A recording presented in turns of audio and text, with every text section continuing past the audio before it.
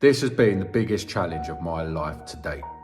My entire career, all my automotive stuff that I've ever done, building engines, you name it, this white chaser has nearly been the death of me. Well, not literally, that's a bit over the top, to be fair. But yeah, the white chaser nearly defeated me. And by a miracle, and I mean a miracle, I got it started. I told you I will not be defeated. Ignition on.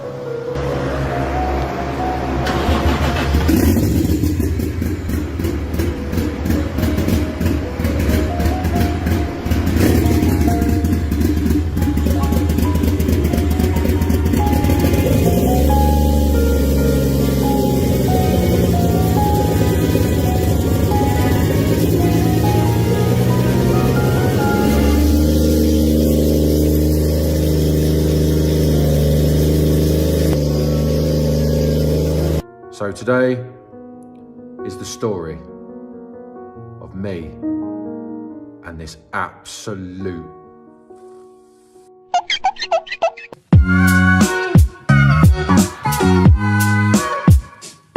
This is actually my new car.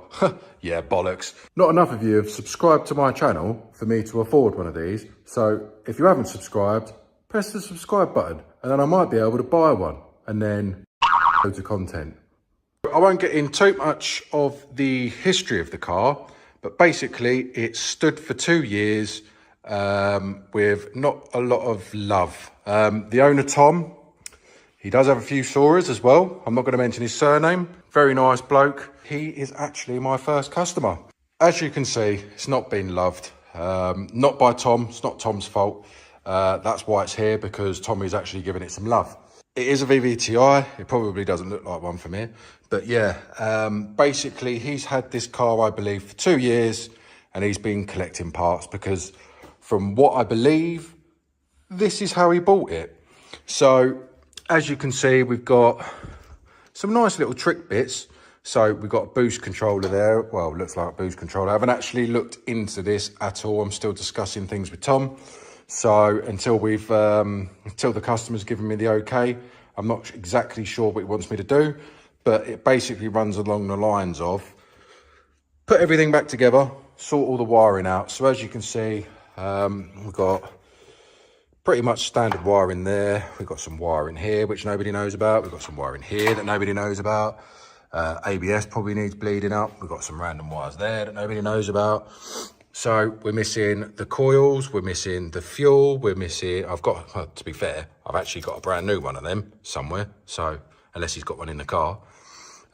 Big problem, no turbo, no manifold, no nothing. So this is actually a manual, obviously. Everything is gonna get a bit of a clean, not too mad, just so I can find all the leaks. Then it's basically a case of bolting everything together, getting it back to where it should be, starting it, and then once we've started it, obviously doing a compression test before we start it, but we start it, get it running, drive it for a bit, go from there. So yeah, after we've got it back together, we built it, made sure everything's good.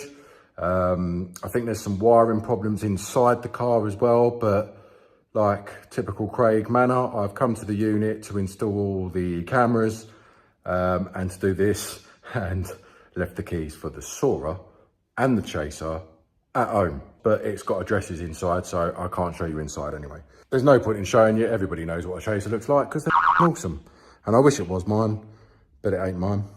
One day, if you all subscribe, then one day I might be able to buy it off him. So yeah, that's the Chaser that we're going to be working on. That's obviously my first customer, so thank you very much, Tom, for giving me the opportunity. Hopefully he will be the first of many. Obviously, if you guys have got anything, I'll work on anything, to be honest.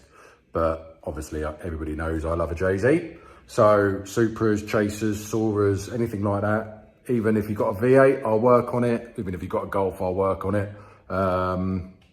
But preferably with a 1J. Welcome back to Gorilla Garage. For those of you that don't know, the Sora is currently on hold because I can't afford the conrods. A customer's car, which is a Toyota Chaser, which everybody will love. I can't quote Adam C, but yeah, this is one of my favorite cars. It's my first customer as well. and we had a bit of a nightmare to begin with. The car got brought up to me, the car was filled up with parts, and all the parts were wrong. No fault of the owners, there was just a few issues. So basically, this is Tom's Toyota Chaser 1JZ VVTi TRD Sport. So basically, Tom bought this car like this. Manifolds off, no turbo, the injectors are off, we've got wiring all over the place, like we've got bits and tricks everywhere. Inside, it's literally just a parts store at the moment, but yeah, there's more wiring inside that nobody knows about. And obviously it's looking a bit worse for wear as well. It has sat for 2 years. I'm going to bolt it all back together, do a compression test, fingers crossed, start it. I'll be amazed if I actually manage to get it started today, but you never know. But there's already a few little bits and pieces, like the oil feed is going right across there and right across the manifold. Now, in the non-VVTi, that would be touching the manifold. But for those of you that don't know as well, because to be fair, I've not had any dealings with VVTIs. This is the first VVTi I've done. I've always done non-VVTIs. But that is actually a standard VVTi manifold. So because obviously they're single turbo, not twin turbo. So that is the main difference. But it's weird. It's almost like an old Ford, you know, like the old Colon engines. Very, very small.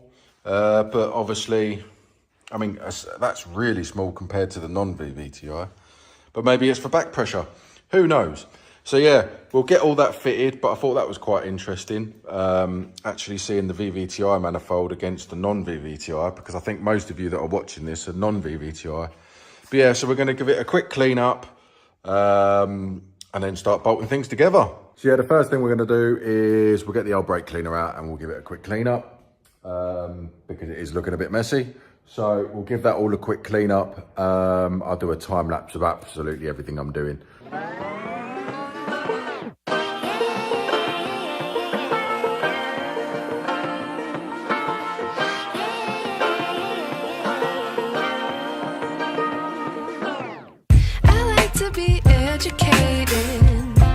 But I'm so frustrated. Hello to my loneliness. I guess that ignorance is bliss. Take me back to before I knew. Rewind, take it out of cue. Innocence can be a young man's game. Signed up for the hall of shame. I wish I knew how much I miss not knowing that we're all screwed. When we play our roles and ignore the problems.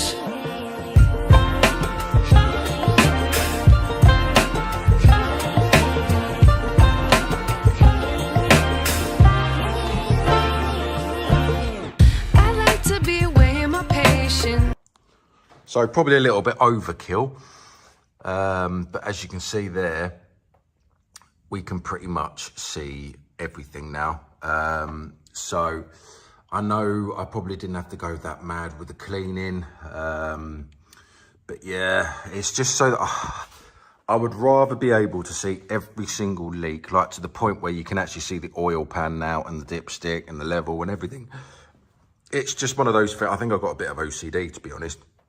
Like, I probably didn't have to clean all this up, but again, it's going to annoy me. Like, this little bit of dirt is going to annoy me, but it's not my car. I've got to remember that.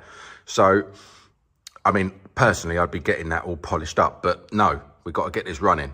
So I've cleaned all of this side up. I've cleaned all underneath there, and I have cleaned just inside here as well. Didn't want to go too mad inside there, but just cleaned up all here and all the VVTi gear and all underneath here. So I think the best way to tackle this now is, I think if we get hot side done, because that's the well, I say that's awkward. It's probably going to be more fiddly doing that. But yeah, I would say we probably do hot side and then go from there. Or at least get the turbo on. So I'm probably going to have to give this a couple of minutes for all the brake cleaner to die off. Oh, and for those of you that want to know, I did not use a wire brush. I've used a very fine nylon brush. So using it on paintwork is fine. I mean, I wouldn't want to use it on the outside paintwork, but paint inside there, because obviously if that does end up like, it won't break through wires, it won't take paint off. It's not the best thing in the world, because obviously you want more of an abrasive stuff, but I don't want to get engine degreaser on it until everything, like all the plugs are all done. Once it's all sealed up, then I don't mind gunking the entire engine, getting a jet wash out and cleaning it.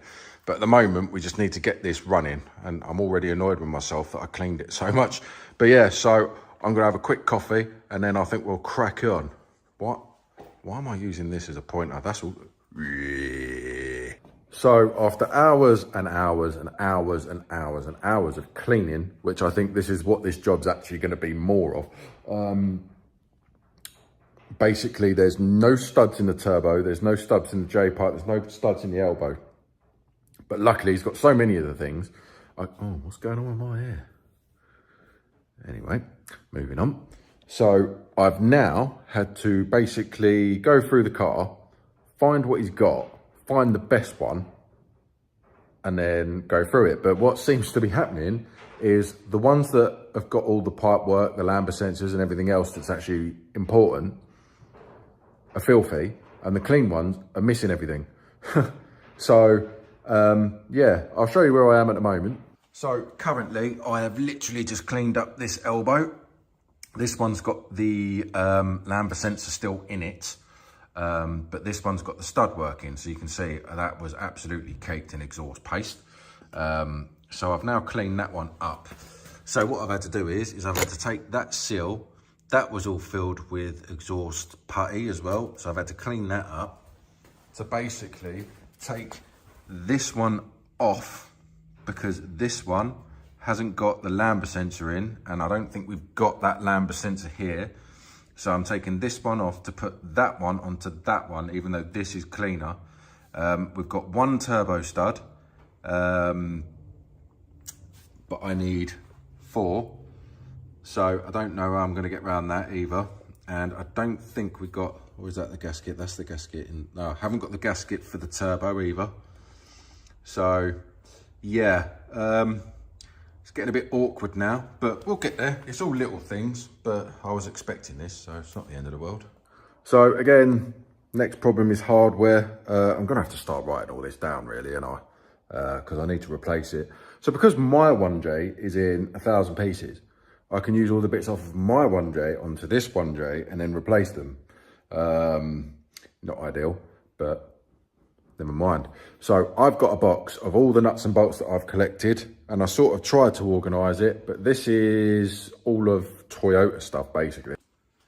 So this is all my box of tricks. So we should have loads of studs, nuts, bolts, everything in there.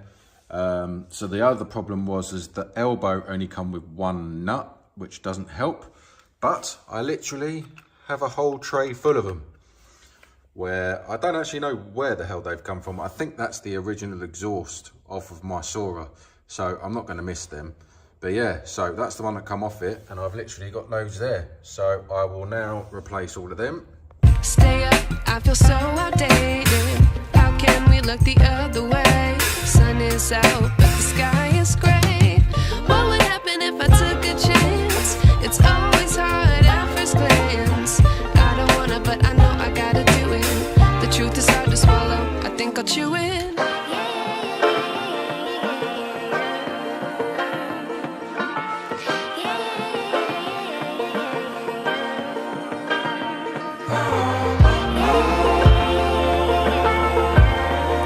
So it's much later in the day now. Yeah, and I'm a lot of money down. So basically, because I'm impatient and I just want to get this job done, I needed to get this O-ring. So on inspection, I could not find one for love nor money. No one in the UK seemed to have one. No one stocked them. The only place that stocked them was Amayama, and that's going to take like 6 weeks and probably cost me about 6 grand in import taxes. I did some research and I found a bloke that was an hour away who had a manifold. Turns out I knew the car anyway from previous. Beautiful car, absolutely beautiful car, mate. So if you're watching this, it is a lovely car. So yeah, basically I've just gone and bought all this. So 2 hours later, hour there, hour back, and then probably an hour talking to the bloke, I bought a turbo with 70,000 miles on it, with all the stud works, with all the pipe works, with all the blanking pipes. This gasket, which is pretty much the only thing I needed. A J-pipe, the feed pipes, a throttle body, which I didn't need, another manifold, which I didn't need, another fuel rail, which I didn't need, a turbo timer, loads of different gaskets, and some heat shields. Oh, and another set of injectors, because I needed one seal. So at least I can take some of that and put it into this to then just crack on with it, because I want this running. So I also had to go home to pick up all the stud work out of my head and the exhaust, because I didn't have any studs. There was one stud that was, the manifold didn't fit and I couldn't figure it out. And then I found this. Yeah. I don't know how someone's done that, but that was in the head. So I've gone home, and as you can see, they're not Toyota ones, because the Toyota ones have got torque bits on the end. But yeah, so I've gone home. So now this chaser has my Sora parts on it. Yeah. Don't tell anyone. So yeah, as you can see, some more there and some more over there. So yeah, I'm gonna have to buy some more studs for the head, but I think mine's a long way off that. So this is more important at the moment. That can wait. So right, I'm gonna crack on. Oh. Always when you start filming, people ring you. Baby, you give me ice and fire. You're giving me wind and rain. You're some kind of butterfly. Baby, you give me midnight. You whip up my appetite. Don't leave me here high and dry. Oh, well, I don't wanna jinx it, baby, and twist myself at the spine. Don't wanna overthink it, baby. It's just twist your body and mine. Baby, you give me ice and fire. You're giving me wind and rain. You're some kind of butterfly. Baby, you give me midnight. You whip up my appetite. Don't leave me here high and dry. Oh, but I don't wanna jinx it, baby. Let's not get ahead of my time. Oh,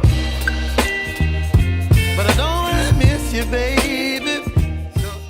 So the turbo is now bolted in, the return is in, the feed is in.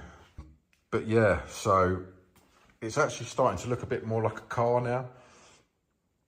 So obviously I did just fit up all the J-pipe. In fact, the coolant might go in there. No, the coolant doesn't go in there. But yeah, so we'll call that a day now. So we'll come back tomorrow and start again. So it's the next day. Well, it's actually 2 days in the future now, because I didn't come here yesterday. I was actually looking at different premises, because I think I need somewhere bigger, because I can't get more than 2 cars in here. But yeah, so we've actually managed to do quite a lot. So I'll show you the engine. So all the turbo is now on, J-pipes are all on, inlets are all on. I've managed to actually get the wiring loom in as well.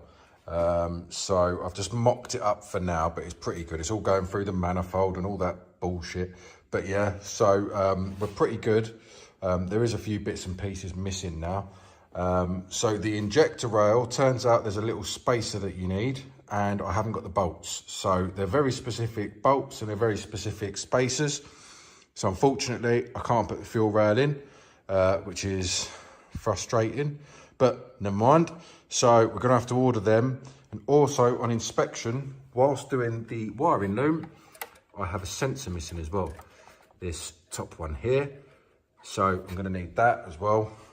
But yeah, so we'll call that the end of this video. We'll call that Chaser build part 1.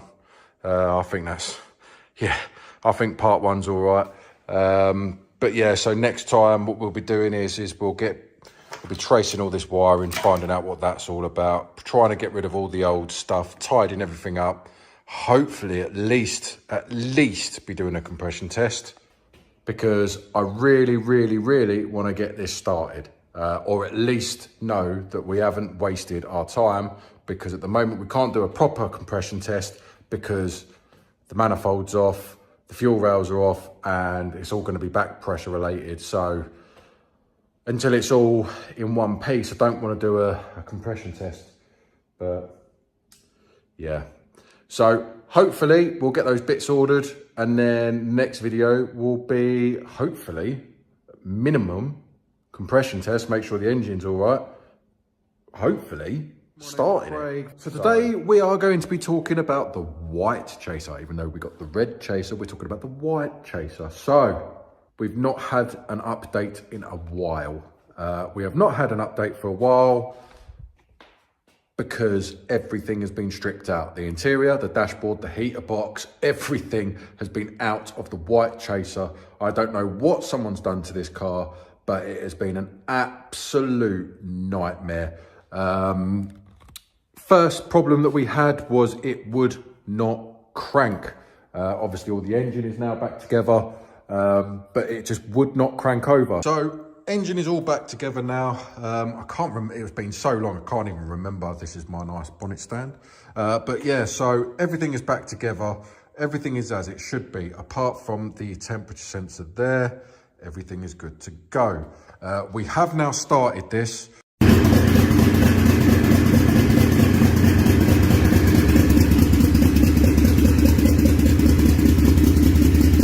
I'm gonna just randomly pop in some videos that I've sent the owner, Tom, because I think my reactions and everything else is probably gonna be a better way of showing it, like more live footage. So it is gonna be a bit jumpy, this video, but it will all be relevant. I think we're starting to get somewhere. Still not starting, but I've had to rip everything out and start again, everything. So I've now found this loom. Now this loom has got fuel pump on it. So this loom goes behind the heater box. Now this is the bad news, and I need your permission to do this because this is a fairly big job. But as you can see, there is bolts missing. Bolts missing. You can see, where was it? You can see all the scuff marks on everything where basically this dash has been out. So I need to get to that loom, which is behind the heater box, which goes up there to the main loom, which goes to the ignition barrel. So I need to take out the entire dash. So this is number 4.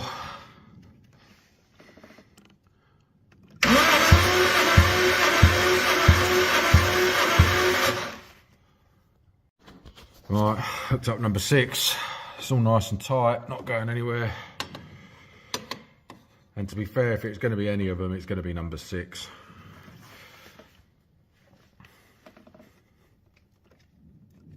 If I can find the wire.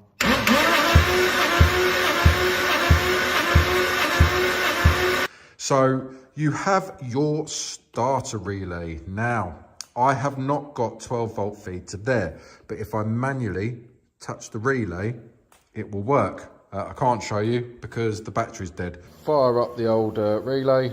So this should start because we've got fuel, we've got spark.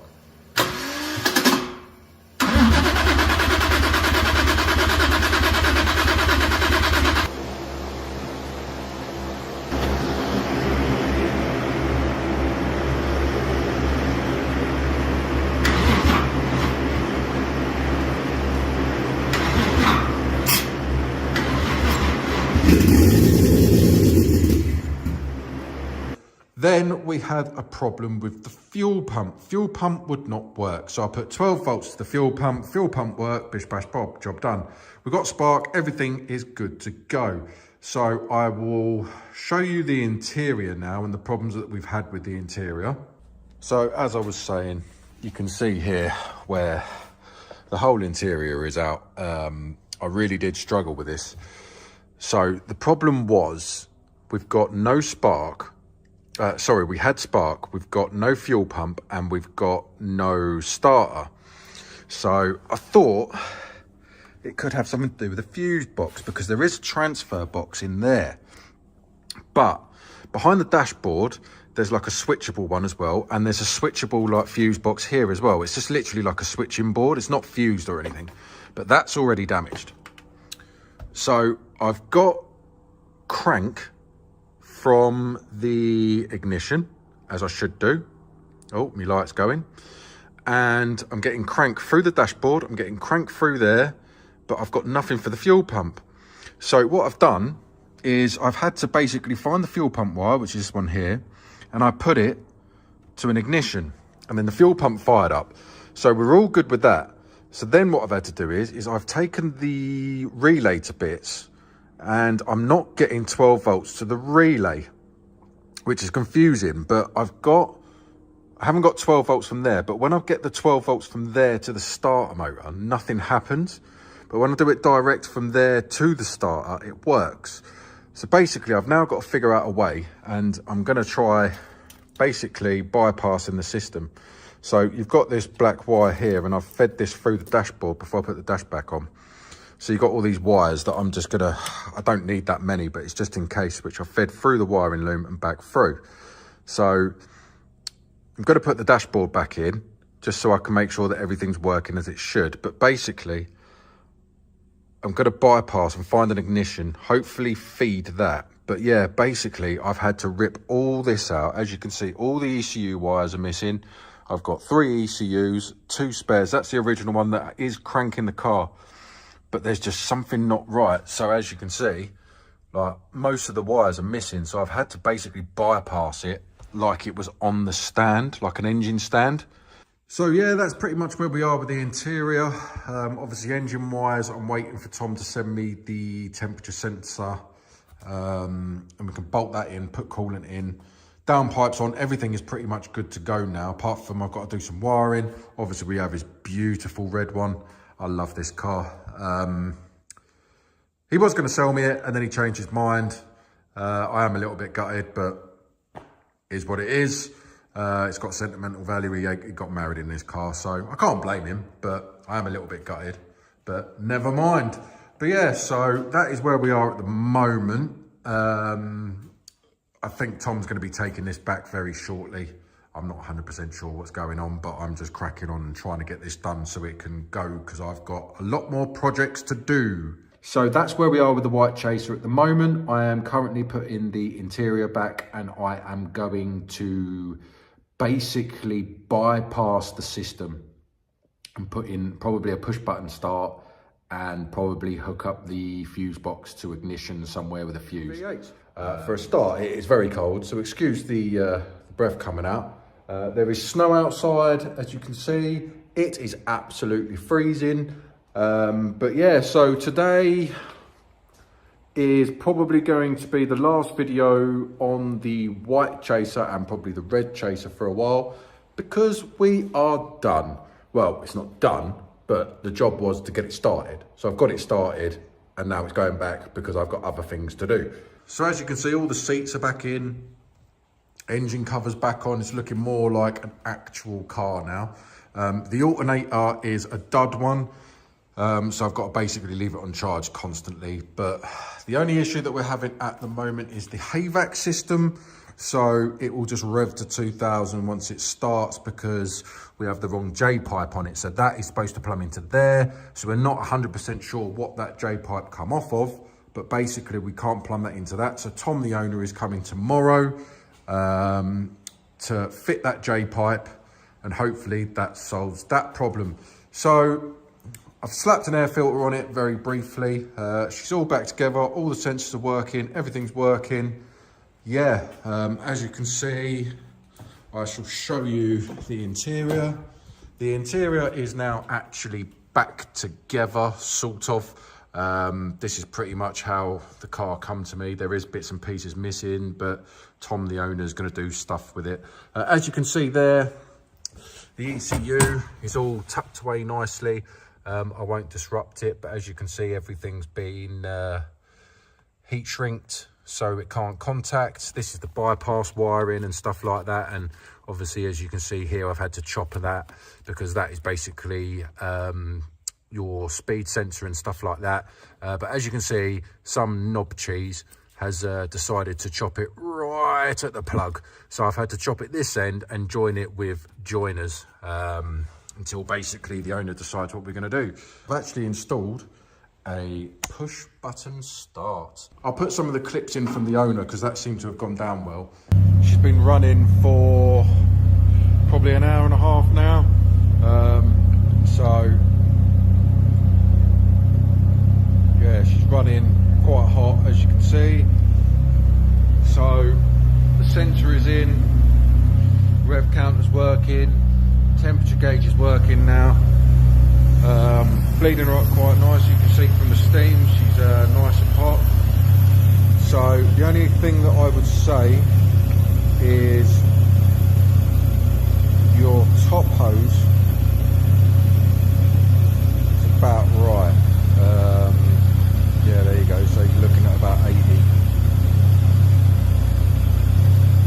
So I'd expect the thermostat to open, especially running for an hour and a half. But your bottom hose doesn't really appear to be doing much. Right, ignition on. I've put the button here. Oh, battery's dead. But yeah, the push button works now as well. It was a really strange scenario. I managed to get it to crank from the key. Hooked it all up, it was all good. Turn it with the key, cranks, doesn't start. Did nothing else to it, come to the relay, push the button manually, like the trigger on the relay, fires up. So not quite sure what happened. So Tom, the owner, is more than happy with a push button start, which I have now hooked up. And to be fair, we did get a proper one, not a Mickey Mouse one. So that's all hooked up into there. And we're pretty much good to go now. So it's going to be like a farewell video. So we had a few problems previously with speedo not working and mileage and stuff. That seems to have all come back alive now. I've hooked up all the wiring back together. So yeah, as you can see, the temperature gauge is actually working. As you can hear, the fuel pump's working. So when we fire up the old push button start, which obviously I've just left in here loosely because I don't know where the owner wants it, she starts. So the problem we've got, and I'll show you the problem with the J-pipe. So I put an antifreeze cap over the hayback system, but the second I take this off,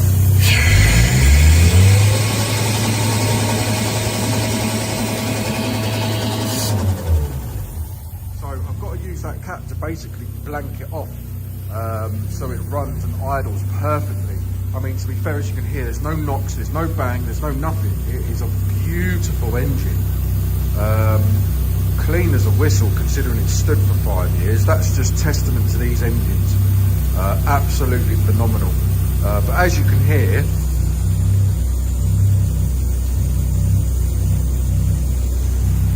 and the owner is really not going to like this. Sounds better than the red one. Yeah, I'm not been particularly wanting to touch that car at the moment. So that all runs, and underneath that car is spaghetti junction. So obviously this was here just as a tester for that. It's done what it needed to do, but basically I don't want to touch that car because it's mint. Well, it's a lovely car. So yeah, I'm not touching that because that's his pride and joy. So yeah, that's where we are with the white one. Turn it off as normal. Job done. So the other thing you can find or hear is basically the brake booster there is not connected to the actual brake lines. That is because there's supposed to be a one-way valve in, and to be fair, I need to check that one and tell the owner because I completely forgot. But yeah, so that's loose. That's what that sucking noise is. But yeah, so basically, this is a... You nearly defeated me. In fact, you did defeat me 3 or 4 times. But I didn't give up. And I'm so glad I didn't, because it's another chaser that I've managed to keep alive. So yeah, not sure what the owner's going to do now. I think he's going to have it for the winter and decide what he's going to do. He was going to sell me this one, but I think he's keeping it now because it's got sentimental value and I don't blame him. So basically watch this space on what's going to happen with both of them, because I'm not 100% sure. Like I said, the owner is coming tomorrow. I don't know whether we're going to do a video because unfortunately I've got to go to work because, like I said, you lot haven't subscribed enough and don't watch enough for me to earn enough to do this for a full-time job. So I've got to go to work. I have to say thank you very much for Tom. Obviously, he owns the cars. He's been very supportive, very helpful throughout.